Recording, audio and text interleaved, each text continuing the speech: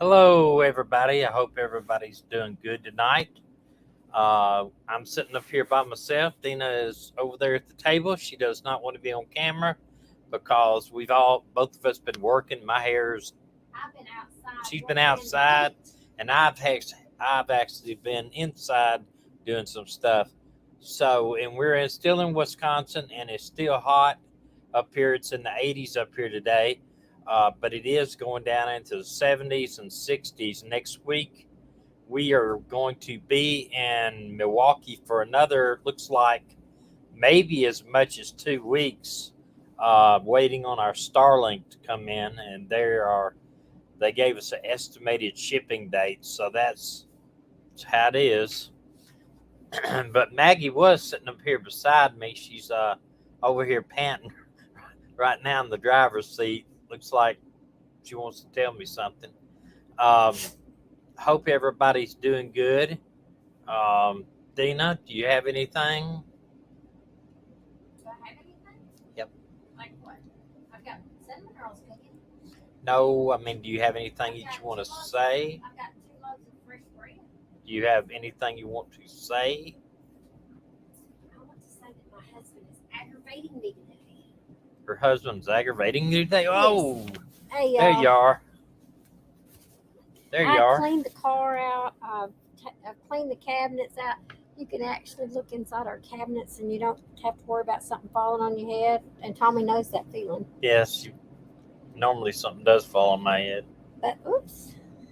But yeah, I look bad. I'm sure all of y'all know about the escapee. It's been all over the news everywhere.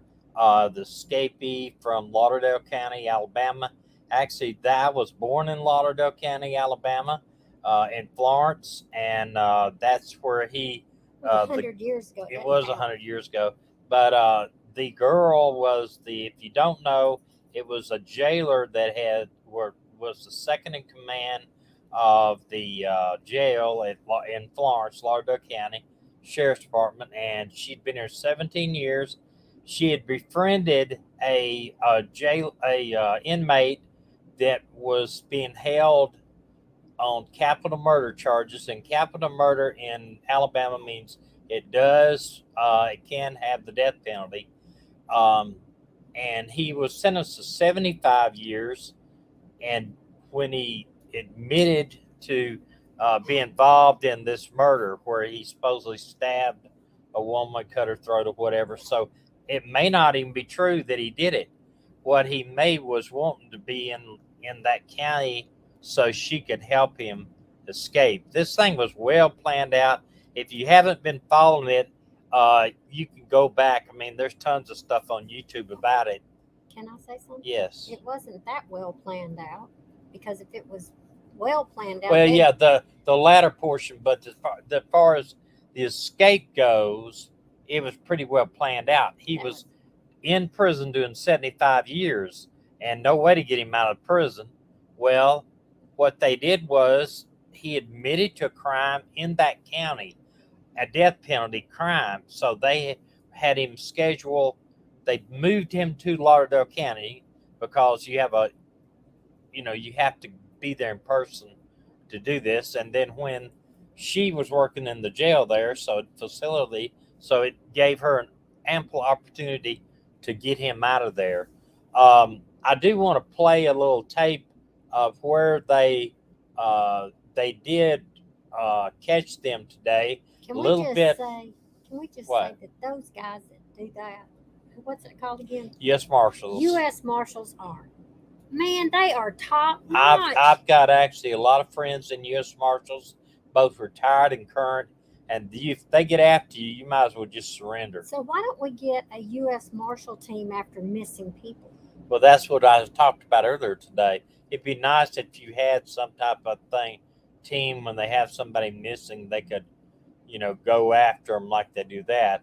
But the way they caught these people were these geniuses, criminal geniuses, is they actually they dropped their car.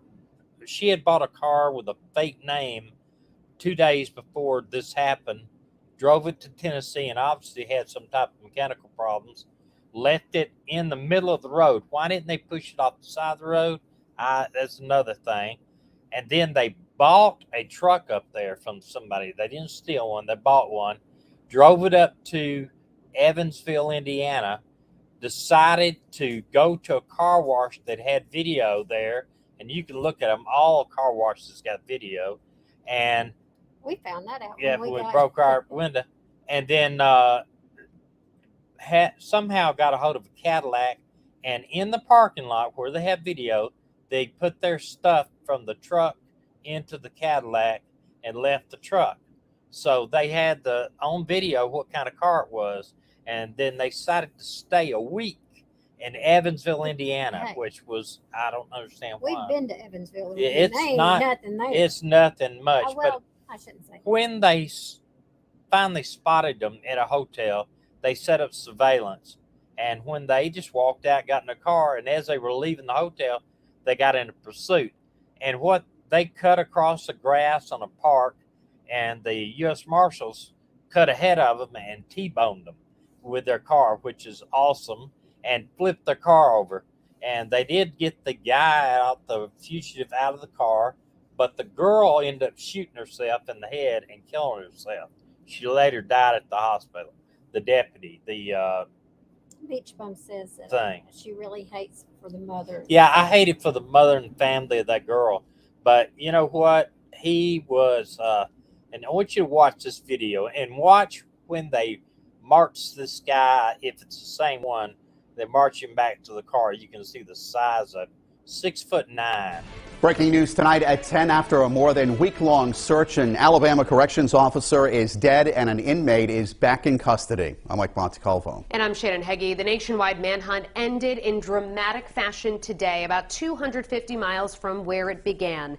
New tonight, investigators say the corrections officer, Vicky White, is dead after she shot herself as police were closing in. 12 News reporter Kim Kalunian breaks down what we know at this hour. Kim? Well, many questions remain about why a highly respected corrections officer sold her house, emptied her savings, and went on the run with a suspected killer. And with Vicky White's death, we may never get those answers. This was how 10 days on the lam came to an end for Vicky White and Casey White. The pair, who are not related, left an Alabama jail on April 29th. 56-year-old Vicky, a longtime corrections officer, said she was taking 38-year-old Casey, a convicted felon and accused killer, to court, but the pair never arrived, and their disappearance sparked a cross-country search and international intrigue. Fast forward to Monday, when authorities 3 states away in Indiana got a tip and pursued the pair. The Marshals Task Force officers intercepted them, actually collided with them to try to end the pursuit. That's when police say Vicky shot herself. She later died at the hospital. Casey was hurt in the crash but had minor injuries. Their capture came about a week after Casey White was spotted here on surveillance video at an Evansville, Indiana car wash. I think, oh my God, this is probably this guy from Alabama. News Nation spoke exclusively to the car wash manager, who says he called U.S. Marshals. And he said, we think they're still in the Evansville area. Obviously they are. Indiana Sheriff Dave Wedding couldn't explain why the Whites hung around in one spot for so long. Well, they're criminals. Sometimes they do things that are unexplainable. But in this case, I'm glad they did. Back in Alabama, Sheriff Rich Singleton expressed relief that no civilians or law enforcement officers were hurt. We got a dangerous man off the street today. He is never going to see the light of day again. And, you know, that's a good thing for not just our community, but that's a good thing for this country. And the sheriff in Indiana says they plan to have another media briefing tomorrow once they gather some more information. I'm Kim Kalunian, 12 News. And one thing too, this guy, the deputy, sold her house that was valued at $295,000 for $95,000 for a quick sale, so she could get the money. Also, they had rented this. Did you say how much it was worth? Yeah, $295,000. Yeah, that's crazy. And they had AR-15 and 4 pistols in the car, and ammunition, magazines. And the guy, in an interview when he was arrested, told the deputies, investigators, that if they would have got wrecked any other way where where they hadn't got surrounded so quickly, they had planned on a shootout with law enforcement. So you know what? That woman, first off, I'm gonna say this. I'm wondering if he didn't shoot her because women normally do not shoot themselves in the head. It's just normally a woman shoots herself in the chest. I don't know why. I guess something about beauty in the face is something psychological. We've worked many suicides with women, and I've never had heard one that it shot herself in the head. One in Gulf Shores. That was no, shot herself in the chest. Oh, she was laid back with her head. Okay, sorry. And of course, she may have just been in the car and just wanted to make sure she did it and shot herself in the head. But you know, that is sad situation for the family of the correction officer. But be honest with you, and it don't mean it ugly, but you know, she made her own bed and she gonna lay in it now. I don't feel sorry for her at all because she put a lot of lives that could have been in danger if they would have caught them in a situation where they would have saw the surveillance while they were at the motel and barricaded themselves in there. It liable to be other officers hurt or killed, or if somebody would have stopped them for speeding, not knowing that the car was involved. It could have been worse. But what I don't understand is why didn't they just get in their car and drive up, say, somewhere like Chicago where they could have got lost in the big city? I mean, they could have took the tag off their car and, I don't who know. knows?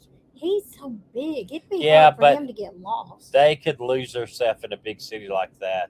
There's Hey, so Lake Superior. much stuff up there. I don't know. But anyway, I'm glad he is in jail. Sad for the Lisa said New family York of the officer, but there's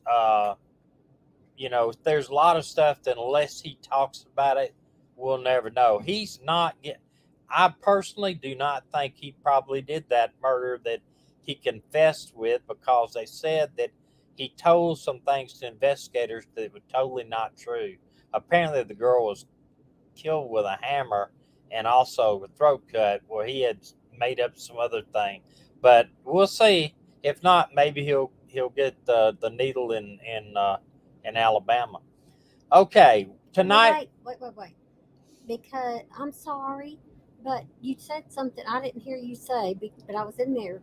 Did you say because she killed herself in the commission of a crime? Well, in Alabama, they got a thing where if you say you and a partner go in to rob a bank, and the police or somebody shoots and kills, say the police shoot and kill your partner, they charge you with murder because a person dies in that thing. But because she killed herself, I don't think that's going to apply in this case. That I'm just wondering. It might. No, I don't think it does. Okay. But I'm not a lawyer, so maybe somebody, if there's a lawyer on here, they could enlighten us on this. You slept at a Motel 6. You should be a good one.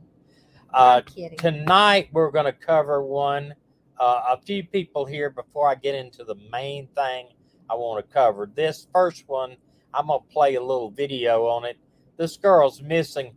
Her family kind of thinks she does have some mental issues, and they kind of think that she was they said she was getting better, but she may have harmed herself.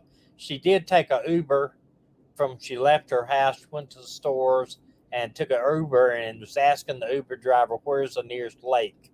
So that's not a good thing. But I'll let you play this and it tells about it. Also tonight, the search for a missing woman in Mankato is pushing into its third week, and her family is growing more and more worried. Neowar Chol has last seen wearing a blue jacket, black leggings, and carrying a white purse just outside of Mankato. Her sisters talked with Fox 9's Bab Santos today about their urgent search. Monday marks 2 weeks since Neowar Chol went missing after leaving these apartments, and her family here in Mankato is hopeful she'll be found soon. It's terrifying. You don't want to think the worst. On Sunday, Nia War's sisters described the nightmare their family is now living in. I can't sleep. It's kind of blindsided us that she's missing. After immigrating from South Sudan, Nia War graduated from North Park University and was working at a bookmaking factory. Her family says she struggled with her mental health, but things seemed to be getting better. Then, the 30-year-old left these apartments on the night of April 25th, leaving behind all of her belongings. They haven't seen her since. She was just gonna go to the store right around the corner, come back. She didn't say anything. Tracking her cell phone and credit card, law enforcement learned she stopped by this Casey's gas station. But not long after, the trail goes cold. Nia War was using Uber and Lyft to get around, and her driver says she was looking for a lake. I don't know what her mindset was. I don't know why she was looking for a lake. Since then, law enforcement has searched around nearby Eagle Lake by plane, by boat, and on foot. They don't believe foul play is involved in the disappearance. There's no words. It's horrible. Nia War's family is organizing more searches this week, and her father is flying in from Kenya to aid in the effort. Babs Santos, Fox 9. Very sad situation for sure. The family's originally from the Sudan, and your father being from Kenya, and her being mentally, having some mental problems, very well could have ended up trying to hurt herself. When they talk about looking for a lake, it brings up bad type thoughts, but it's almost impossible to drown yourself. It's almost impossible because once you go underwater and you get water coming into your lungs, a natural thing is to fight it. Now, she might say, you know what, I'm just going to swim to the other side, knowing she's not going to make it. But, it's a weird type situation. I read I heard it somewhere in the last few days that they interviewed like 20 or 30 people that had jumped off one of the highest bridges, that they have a lot of suicides, and that lived. And every one of them said after that first step, they regretted it. So, you wonder if she did go somewhere and get into a lake or whatever, then, it's just hard to drown. It's almost impossible to drown yourself. I'll just say that. But who knows where or what she did to herself. This is another one that is missing. They indicate this is maybe a runaway. They gave an Amber Alert, child alert this morning out of Florida. 14-year-old girl. She doesn't look happy in this photo, so I don't know what this is from. But information is Tampa, Florida. Florida missing child alert was issued 14-year-old Stacy McKenzie, according to Florida Department of Law Enforcement. That's FDLE. I had a real good friend that was in that. Authorities said McKenzie was last seen in the area of Charlie John Street, U.S. Highway 20 in Bluntstown, Florida, wearing purple hooded sweatshirt, white shoes, black socks. She's described as 5'5", 100 pounds, brown hair, brown eyes, maybe traveling in a white Chevrolet pickup truck, authorities said. Now, you got to wonder if this girl was groomed on the internet or what this is about. But they are asking for anybody that sees her, knows her whereabouts, to call Calhoun County Sheriff's Office in Florida or 911. Show her a picture again for you. There are so many missing people. Yeah, there is. It's impossible. Y'all do remember this case? We covered it not too long ago. This little boy, black boy, that was missing. This guy, Bigsby, the daddy or maybe the stepfather. I don't know the relations right now, but he is indicated a person of interest in his disappearance and possibly death. But his attorney wants a cease and desist order from Hamilton County officials that naming him as a suspect, which I think is kind of ironic. Says here, Richmond, Virginia, the new attorney for Cory Bigsby has issued a cease and desist order against several Hamilton officials. Bigsby is the father of 4-year-old Cory, who has been missing for several months. The order states Hamilton Police Chief, Mayor, and City Attorney have made statements that reckless and dangerous and create conditions where the Bigsby family could be targeted for more harassment, potentially violence. Bigsby's attorney, and it tells the name, Matthew Willard, is demanding on behalf of Bigsby that the chief of police stops and retracts public comments that could obstruct justice or interfere with the future jury pool. Ask the community to not harass, threaten the family, issue a public apology. You're kidding me. Ain't no way.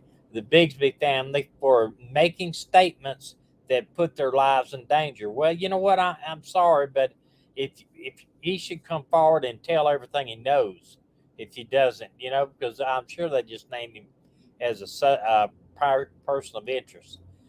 She included several examples of the family lives being at risk. One happened back in February on a Facebook Live when several people approached Cory's family members and started questioning them. I don't think that, or maybe using profanity, questioning them in itself, I don't think is in danger.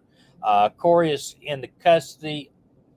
Cory is in custody on child endangerment charges unrelated to Cody's case. The little boy went missing in January and has still not been found. I know we covered that case, but I don't have no sympathy for that guy. One other thing about this escapee fugitive, the sheriff down in Lauderdale County, he said, I'm going to keep him restrained even when he's in his cell. I'm going to put him in the shackles and arm shackles, hand shackles, in a cell by himself. And he said, I know the ACLU is going to sue me, but I do not care. So, He said he ain't seeing the light of day again. No, he said he's not seeing even the light of day again. So I like that sheriff. He's got a lot of guts anyway. Okay, the main guy that we are going to cover tonight, let me see. This guy is a student.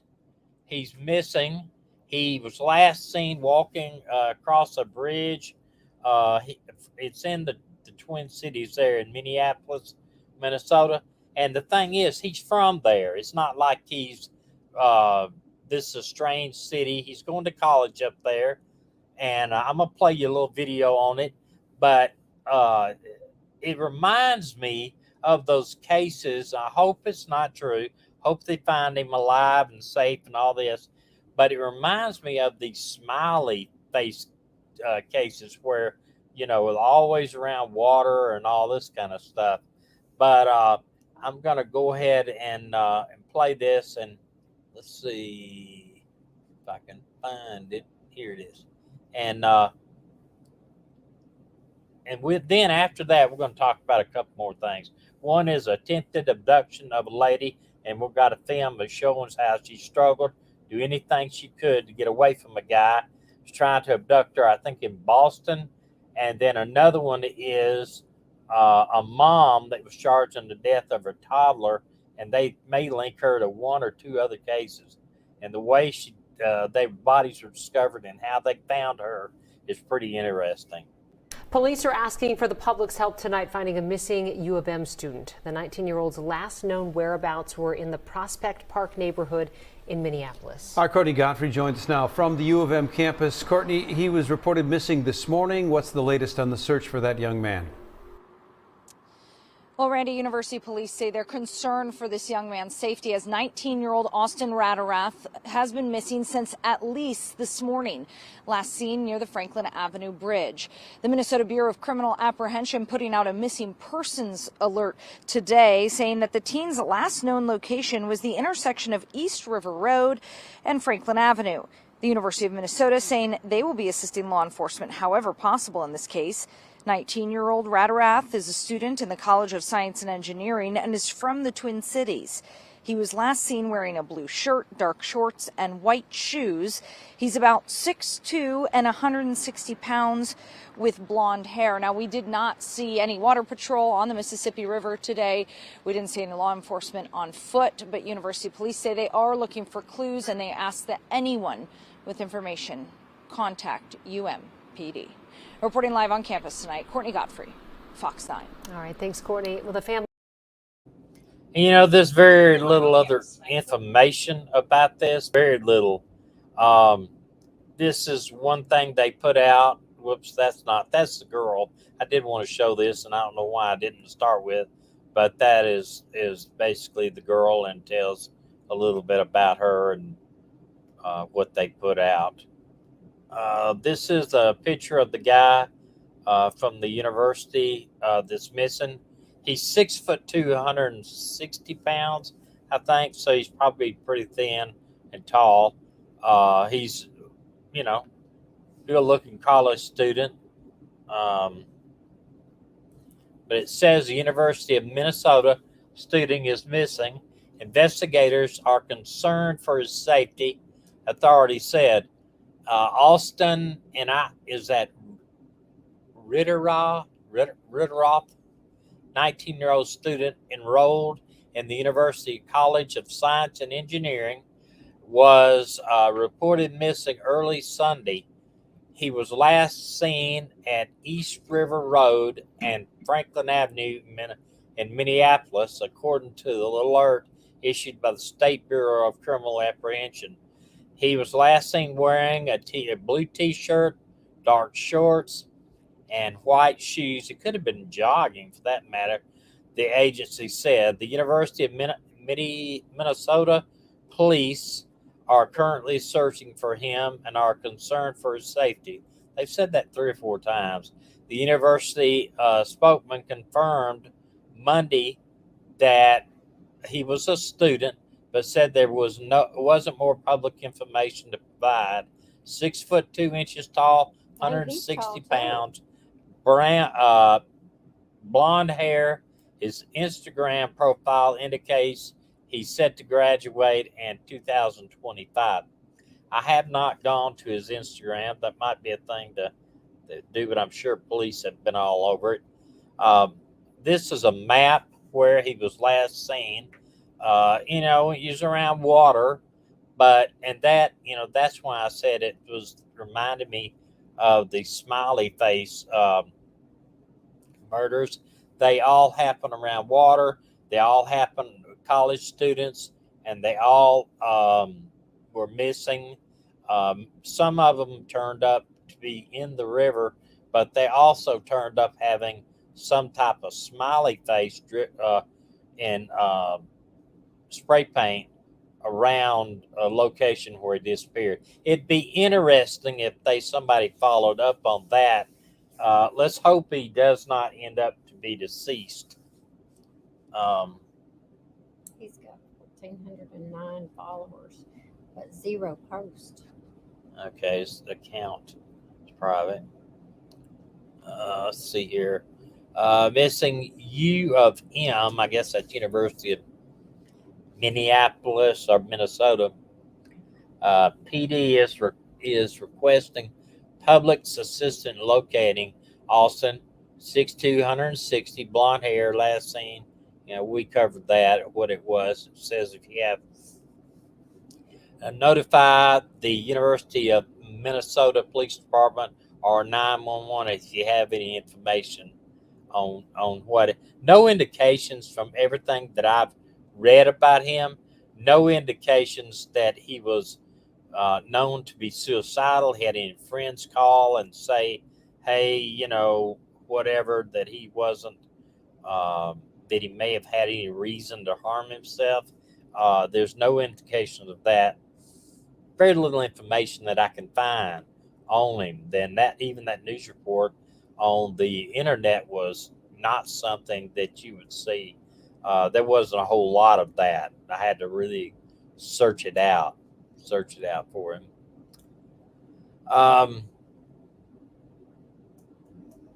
Let me see here.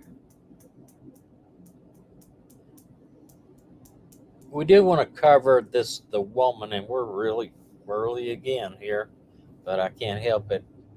Dang, you I are fast. I talk too fast. You are fast.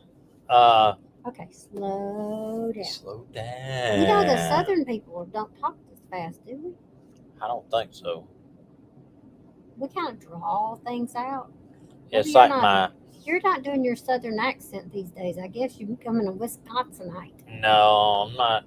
They even told me in the store the other day that I asked me where I was from, so I knew I wasn't from around here. They said, I love your accent. And love your accent. I said, what accent? I said, God talks like we do. This was one that I wanted to show you. Beach Bum said, it's okay. Slow down so we can catch up. I did want to show you this. Called 911 tells me as soon as she realized what was happening, she stopped her SUV right in the middle of the road and got out to help. I couldn't let her try to fight off a guy that was clearly bigger than her. Surveillance video shows a man dragging a woman across the street near the Middlesex Turnpike around 8:30 last night. The 911 caller was on her way home. And I came around that last corner and there was the girl being dragged through the parking lot by like her hair. She had no clothes on the top half. He'd ripped all of that off of her. And was dragging her, and she was fighting like hell. You can see the headlights shine on the man as he's grabbing the woman. When the driver stops, the man runs. Take someone in the middle of the street in the middle of the night? Like, no, it's not okay. We need to know we're safe, and he needs to be found. During the 911 call to police, you can hear the Good Samaritan comforting the woman as she tries to get more information. You're okay. They're coming. You're okay. Do you know him? No. You don't know him? Officers quickly arrive at the scene but are unable to track down that man. The 911 caller stays with the woman the entire time, glad she was in the right place at the right time to help. To be able to help somebody else and make sure that she was able to go to her family, go home, you know, it means a lot. Now, the victim's family tells me the 27-year-old is home resting, obviously very shaken up by everything that happened, but is doing okay. They're hoping anyone with information will call police.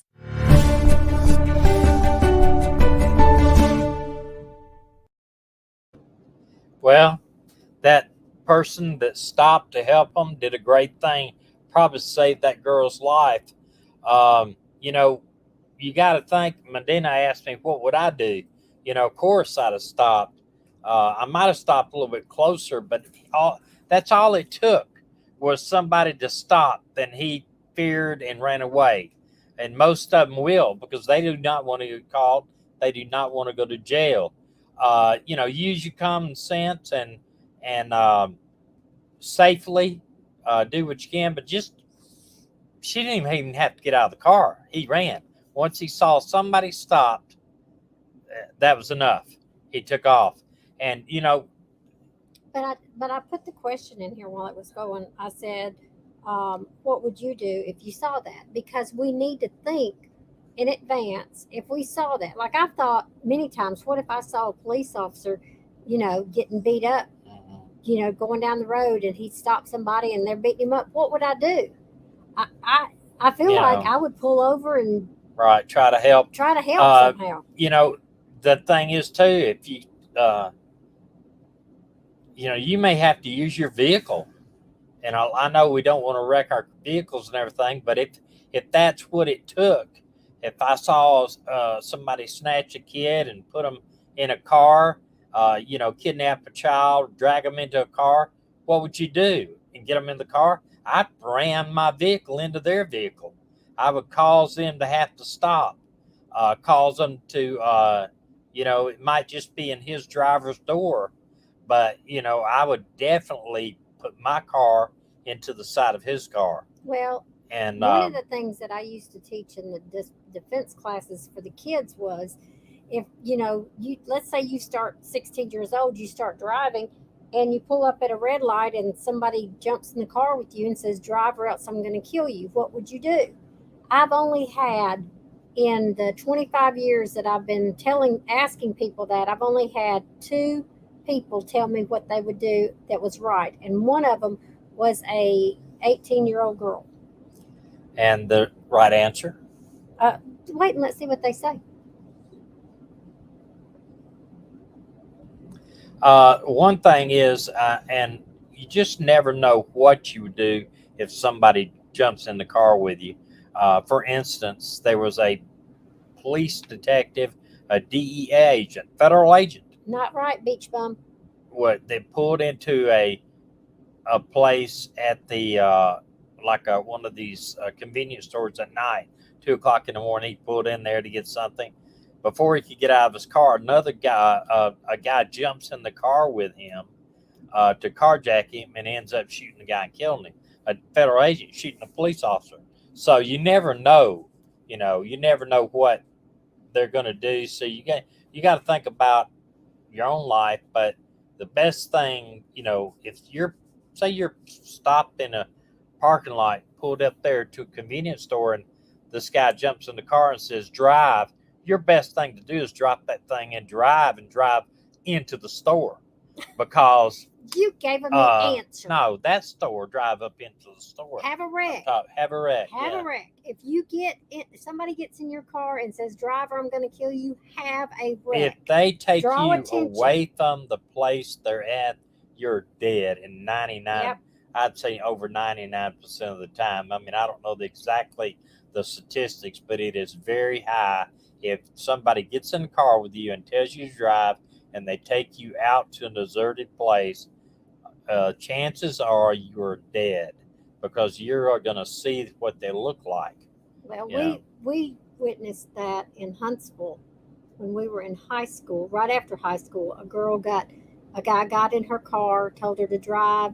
She drove up on the mountain where he told her to drive. He raped her, he killed her, and he tied her to the back of her own car and drug her down the mountain. Yeah, he was sadistic. Yeah, He was a sadistic thing. I don't even remember now what kind of sentence they gave him. But, this girl did the right thing. One, she fought. I don't care. Tear her clothes off, do anything. Fight, try to run, scream, holler. I don't care if there's nobody around at all. Scream, holler, try to run. Scream, help. Fight. In that kind of situation, I think everybody scream. If somebody's out here in the middle of the road screaming help, I'm going to go see what they're doing. Okay, you are. But that girl. I know what you're saying, scream fire, but I'm telling you, a domestic. Well, you're right. That 16-year-old girl. Remember, the guy grabbed her up in a Target parking lot in the middle of nowhere. Maybe Target parking lot, maybe, but I'm talking about out here like she was on the side of the road. Bite. Go for their eyes with your fingers. There's no body part off limits. No, do not at all costs, if you can, get in their vehicle. And, she did the right thing. If you see something like that, pick up your phone, call 911. First thing you do. Don't film it. Call 911. Get your car stopped, if nothing else, to see if they're going to let them go. Because that's all it took. All the car did was stop. And they let go because they knew. One thing is, you're going to back up some traffic. More people going to be there to get involved. I can't think of the name of the guy. I think it was the Hillside Strangler. I'm not sure. But one of these guys broke into a house in daylight in an area, and they found out about it, chased him down, and almost killed him before police got there. I don't remember exactly which one It was one in California I remember reading about. But so I'm just saying, hey, if it's you, do anything possible to survive, because you consider if they get you in that car, there's not going to be a happy ending under any circumstances. If you see somebody else, pick up the phone, call 911 right away. Don't hang up. Even if you lay your phone down, even if you get out with it in your hand, get out of the car. Tell me, I've called the police. Whatever. I will tell y'all a great movie to watch. It's called The Call it's on Netflix right with now. Halle Berry, isn't it? I think it's Halle Berry. It's called The Call. I don't know if it's Halle Berry or not. I had teenagers that would come to my house, and I made them watch that movie because two reasons. One is it showed them how quick things could happen, and it also showed them what to do, and it also told me and others as adults what not to do. You don't pull up beside somebody on the phone and go, yeah, I'm looking at him right now. He's going to get away from me. One thing in this movie, without giving away the movie, but the girl gets abducted and put in the trunk of a car. Yeah. But she's smart enough in the trunk to get the tail light out and put her hand out the tail light, or knock the tail light out so that, more chance of getting stopped by the police. Well, one car pulls up and motions at the back of the car for this guy. It's got a tail light hanging out. Just stuff like that. They ended up, Anyway. But it's a one to watch. And it's one I would let 13 and up watch it. Yeah. Might watch it first and see what your kids can handle. I will tell you this. First time I watched it, I looked down and thought my heart was coming out of my chest because it's very suspenseful. Yeah, it's very suspenseful. Suspenseful. Okay. But anyway, let's watch that film again quickly. And if you can see what, just how he reacted. And then I want to tell you another thing here that is pretty bad. 911 tells me as soon as she realized what was happening, she stopped her SUV right in the middle of the road and got out to help. I couldn't let her try to fight off a guy that was clearly bigger than her. Surveillance video shows a man dragging a woman across the street near the Middlesex Turnpike around 8:30 last night. The 911 caller was on her way home. And I came around that last corner and there was the girl being dragged through the parking lot by her hair. She had no clothes on the top half. He'd ripped all of that off of her and was dragging her, and she was fighting like hell. You can see the headlights shine on the man as he's grabbing the woman. When the driver stops, the man runs. Take someone in the middle of the street in the middle of the night? No, it's not okay. We need to know we're safe, and he needs.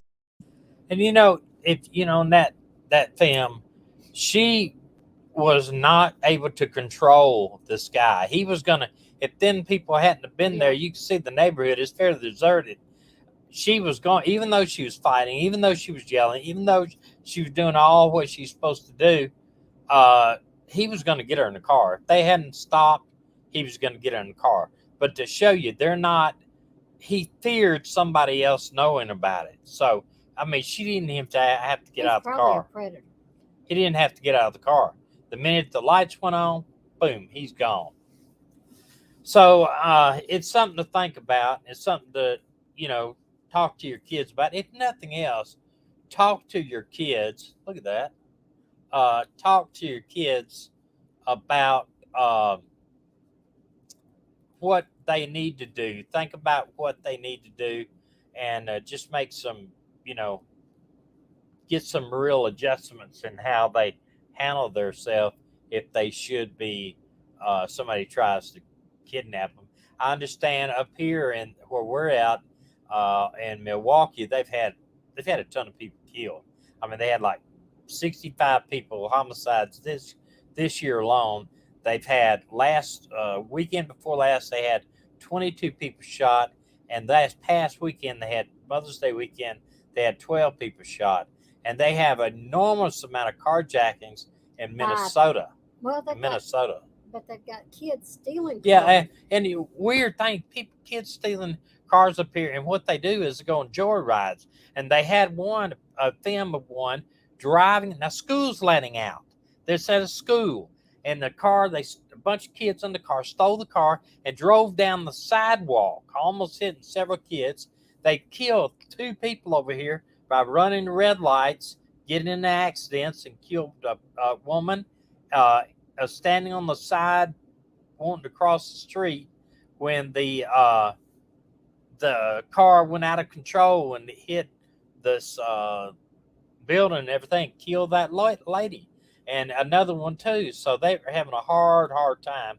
Apparently the judges are not putting severe enough penalties on them to stop them from doing this. But, when you're young, when you're in your teens like that, you don't even think you're going to die. And they could talk about giving you 100,000 years in prison. It wouldn't mean anything to them because they don't understand what that means. I mean, I'm not saying they don't understand what it means, like 1,000 years. They can't see it happening to them. And that's what you got to worry about. And it's a super bad problem up here in Milwaukee. And another thing is the people that allow their kids to play these deadly games where you've got people, I had a woman come into our store when we still owned it, and she had picked up some killing video games, and I didn't even want to sell them in there, but she picked up 3 or 4, and I said, "Oh, you getting these for your?" She said something about her husband. I said, "You getting these for your husband?" And she said, "Him and the kids." She said, "My kids like to play it." I said, "How old are your children?" She said, "Well, I've got 3 boys, 12, 11, and 2." Yeah, that one game is that one where the police you're involved with the police are chasing you, and you get points for killing cops and running over citizens. I said, "You let your 11 and 12-year-old play these games?" And she said, "Their dad does." And I said, do you even know, have you even watched them? And she said, "Yeah, my 2-year-old can beat just about anybody online." And I said, "Oh my gosh, these things, they shoot them, they kill them, and then the next day they start playing again, and there's the same thing." Death doesn't mean anything. Death doesn't mean anything. Well, they had an argument in the parking lot of McDonald's at 1:00 in the afternoon, between 1 and 2 in the afternoon. Now, this right here in downtown Milwaukee. We were on that road yesterday. Yeah, and they had a shooting and killed 2 kids, one 16 and one 14 or 15. And so it's and the one that did the shooting is in the hospital, and he's 14, I think they said. Yeah, something like that. So it's crazy, absolutely crazy. The last video I want to show you here, and this is a sad situation. Very sad situation. Let me see if I can pull it out here. Yeah, here you go. A woman from Red Wing area now has been arrested and charged in connection to the death of a baby boy who was found in the Mississippi River back in 2003. Investigators announcing that arrest and how they cracked that case this morning. Rob Olson live for us at the Goodhue County Courthouse tonight with more. Rob? Yeah, and to be clear off the top here, there have been 3 instances of newborns found in the Mississippi River, 99, 03, and 07. The woman who's been arrested and charged is now linked to the first 2 as the mother. The third one, that appears to be unrelated at this point. But this break in these first 2 cases bring answers, albeit difficult ones, to questions that have lingered here for so long. It has been 8,222 days since we discovered our first newborn, wrapped in a towel and floating in the water near the city of Red Wing. For more than 22 years, the discoveries have haunted the community of Red Wing. A newborn girl found in November of '99 floating among the boathouses at Red Wing's Bay Point Park. A newborn boy found in December of '03 on a beach of Lake Pepin near Frontenac, and both were deceased. 2 words: tenacity and perseverance. Now in custody, arrested early Monday, 50-year-old Jennifer Matter of rural Red Wing, charged with 2 counts of second-degree murder for the death of the infant boy in '03. Red Wing resident Jeannie Madsen paid for the funerals and burials of those children. It's really hard to put into words what I'm feeling right now. What broke the case now is genetic genealogy, essentially running the infant's DNA against public DNA databases and building a family tree, which through identified relatives led to matter. Last week, a court-ordered DNA sample confirmed she's the mother of both infants. Now, she's not charged for the 99 case because she told investigators the baby was born blue and not breathing. No evidence at this point that that baby was alive. Charges may be amended or added at a later time as more evidence comes to light. But in the 03 case, she told police she gave birth at the beach on Lake Pepin and then left the baby hoping somebody would find it. Though when someone did, it was days later and too late. I mentioned it, the tenacity of our investigations, all these people, was amazing, and I think we're just sighing a sigh of relief right now. She makes her first court appearance tomorrow morning. Again, though, as you heard the county attorney, they're still investigating the 99 incident here. Again, she was saying the baby was born not breathing. They're going to continue to look at evidence to see if there's proof one way or another that would change charges in that case or bring charges in that case. And again, the 2007 case appears to be entirely unrelated, and that one they will keep on investigating using the same kind of genetic genealogy to see if it could bring a break in that case as well. Live in Red Wing, Rob Olson, Fox 9. Incredible. Thank you, Rob. And see, they use the genealogy by doing it backwards to find the mother, who the mother was. But even if the baby was already deceased, the first one, they can charge her with doing a corpse, not with that. But who throws their child in the water or who leaves them on a beach like that when all they have to do is go into any hospital, drop the child off, no questions asked, and they're not going to call the police or anything on the mother. They may call the police, but it's a safe way to turn in their child. And then it gets back to the point that we said that us being adopted parents, there is no child out there that is not wanted. It just breaks my heart to see that. Babies being basically thrown in the water, and it gets me, it makes me angry, and it just that these are the pure innocent children, no other way around it. I mean, we can say that two guys get out here and get in a fight over something stupid, end up shooting and killing somebody. That's bad, but these are adults. These are pure innocent children. And, that girl, that woman, she may have some mental issues, but she does never need to have any more kids because there's no telling what she'll do. And we don't even know how many she's had, or we don't know how many, how they died. It's hard. I mean, these babies, they find them floating in a water for months, maybe at a time. Or maybe even weeks, and it makes it very, very hard because if they threw the baby in the water, the baby's going to sink at first, and they stay underwater for a certain amount of time before they float back up to the surface. And so it's a lot of times it's hard for them to gather evidence of the child, the DNA, or anyway. But anyway, they have figured out through the DNA of who the mother is, and maybe eventually they will be able to charge the mother or father or both for murder or some manslaughter or something. And I know you can get charged with something with a corpse also. when they do that. But anyway, see my partner right there now. Dina got up and Maggie took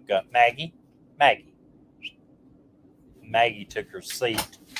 But it was a very sad situation when you talk about, and that other baby is not. They determined the DNA from that other child is not hers. Whose child is that? And it's hard to believe you got two people that would throw their child in the water like that, drowned them, or either they died and nobody even knows about it. Can I show them what I made? Yeah. That's why I can't lose no weight. Can y'all see that? With orange icing. Whoops, orange icing. Homemade. And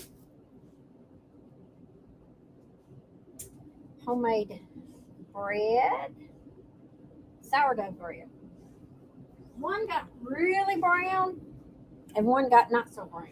But we are going to attempt, starting in probably another That's why I'm trying to get rid of week to 10 days, we are going to try to do a juice fast for 21 days. For 21 days. Where we make it or not, I don't know, but hopefully I can jumpstart my keto diet by doing that, and I got to take off some weight. There's just no doubt about it. Does anybody else have anything or want to talk about anything else?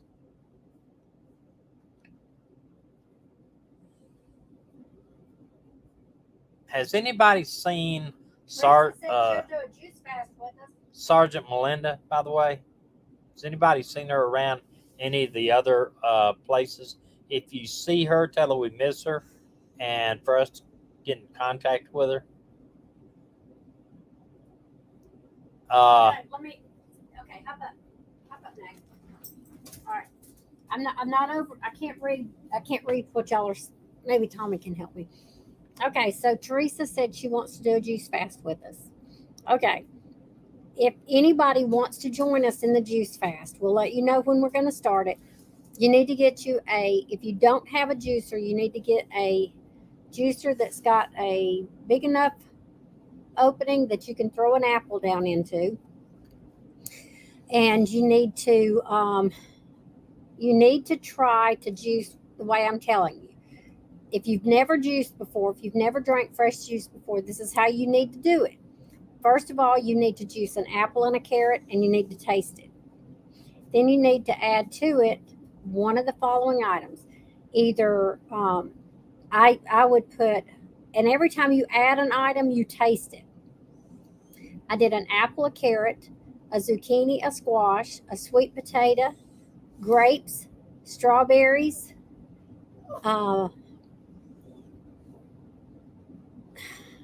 I forgot what it. Okay, apples, apple, carrots. Hush, Gracie. Zucchini, squash.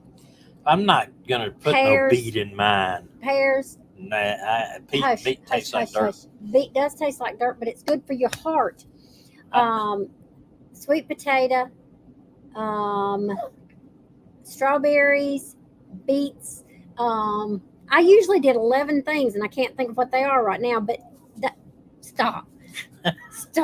It's not. But if you taste it each time before you mix it all up together, taste each item as you've added it to the other two items that are there. I don't think you can do bananas though. Bananas got all kinds of sugar in it. Well, you can do it, but it's gonna be mushy. But anyway, I felt like I was 21 years old when I did that. But I'll tell you, the best shake that she made me when I was on keto was that. What was that shake you made me? It had blueberries.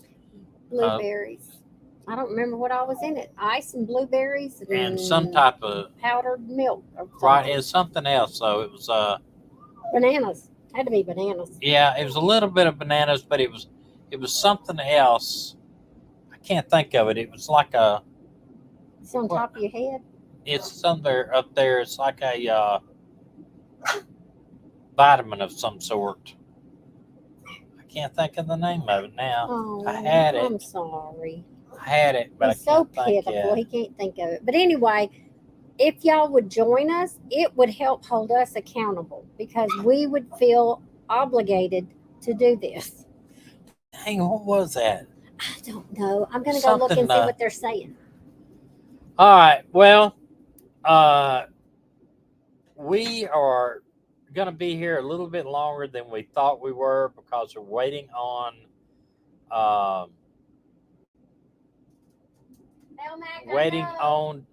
this Starlink to get here. Said that I got to be good to you and put bacon. I know it. And elderberry, good. Elderberries, yes. And I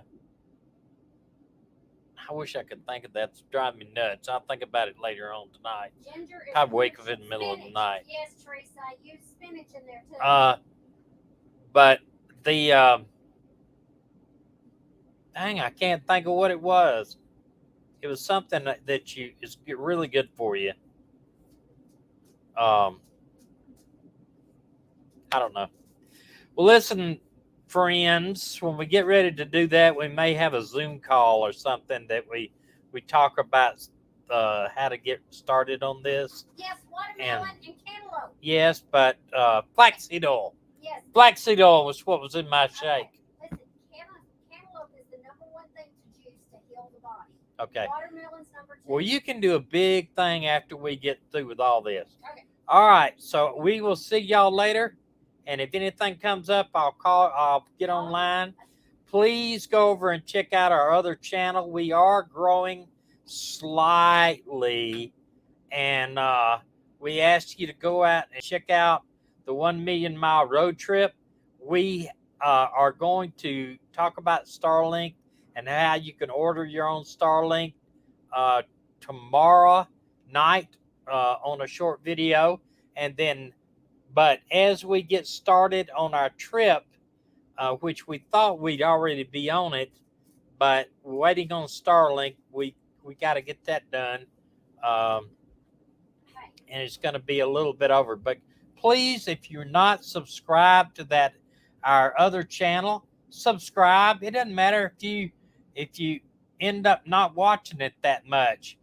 It would help us out because YouTube's running ads on my channel now, and I'm not getting any bonus from it. So it would really appreciate it if you subscribe to the 1 Million Mile Road Trip. Okay. And tomorrow night, we won't be live on the 1 Million Mile Road Trip. It will No, be a tape because we are going to celebrate our daughter's birthday tomorrow. Yep, she's 40 years old. Today, she's 40 years Yes, old. But she we're is. celebrating tomorrow because she had a big presentation at work. We're going to eat Italian food. That's all I know. All right. Y'all have a great night. Bye, y'all. We love y'all. And thanks for coming tonight. And please go over and subscribe to our other channel. We'd sure appreciate it. Good night.